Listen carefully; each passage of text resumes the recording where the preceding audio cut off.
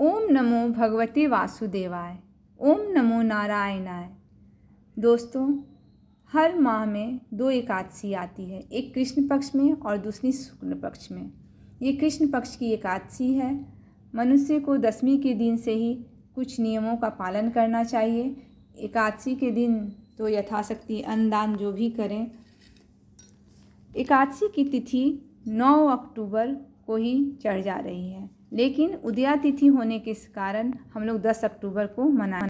9 अक्टूबर को 12:36 पर शुरू हो रही है और 10 अक्टूबर को दोपहर 3:08 पर समाप्त हो जाएगी।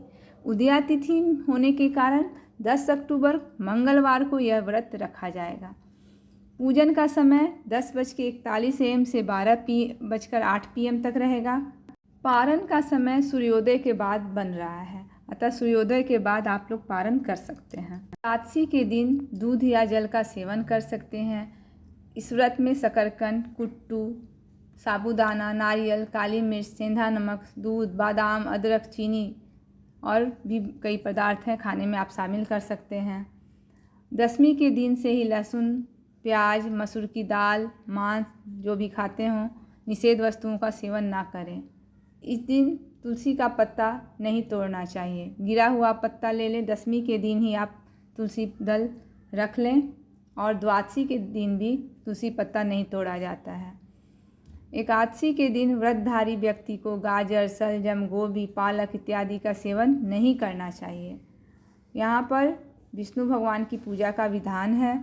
फलों में केला, आम, अंगूर, बादाम, पिस्ता इत्यादि फलों का आप सेवन कर सकते हैं। सूखे मेवे जैसे बादाम, पिस्ता का भी उपयोग हो सकता है। सात्विक भोजन करें। प्रत्येक वस्तु प्रभु को भोग लगाकर तथा तुलसी दल छोड़कर भोजन में ग्रहण करना चाहिए। एकादशी के दिन सुबह जल्दी स्नान कर लें और व्रत का संकल्प करें। घर के मंदिर में की सफाई दशमी के दिन ही कर लें। घर के मंदिर में दीप प्रज्वलित करें। भगवान विष्णु का या लड्डू गोपाल हैं उनको गंगाजल से अभिषेक करें। भगवान विष्णु को पुष्प और तुलसी दल अर्पित करें। भगवान की आरती करें, भोग लगाएं। सात्विक चीज़ों का ही भोग लगाएं। कभी भी भगवान विष्णु के भोग में तुलसी दल को ज़रूर शामिल करें। इस दिन भगवान का अधिक से अधिक ध्यान करें।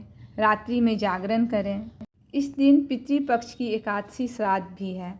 ऐसे में एकादशी का महत्व और भी अधिक बढ़ जाता है। भगवान विष्णु की पूजा और व्रत कथा का पाठ करना तो शुभ है ही, गीता के 7वें अध्याय का पाठ करना भी शुभदायी रहेगा।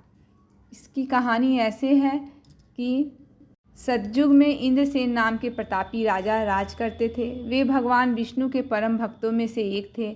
महिष्मती राज्य का राजा होने के कारण उनके पास किसी चीज़ की कमी नहीं थी। एक दिन उनके राज्य में नारद मुनि आए। राजा ने उनका सत्कार किया। तब उन्होंने राजा से कहा कि वे एक दिन यमलोक गए, जहां उन्होंने राजा के पिता को देखा। जिसके बाद राजा के पिता ने नारद जी को कुछ संदेश दिया। राजा के पिता ने बताया कि किसी कारणवश एकादशी के व्रत में उनसे कोई बाधा उत्पन्न हो गई थी, जिसके कारण वे एकादशी का व्रत नहीं रह पाए थे, जिसकी वजह से उन्हें यमलोक में यमराज के पास ही समय व्यतीत करना पड़ रहा है।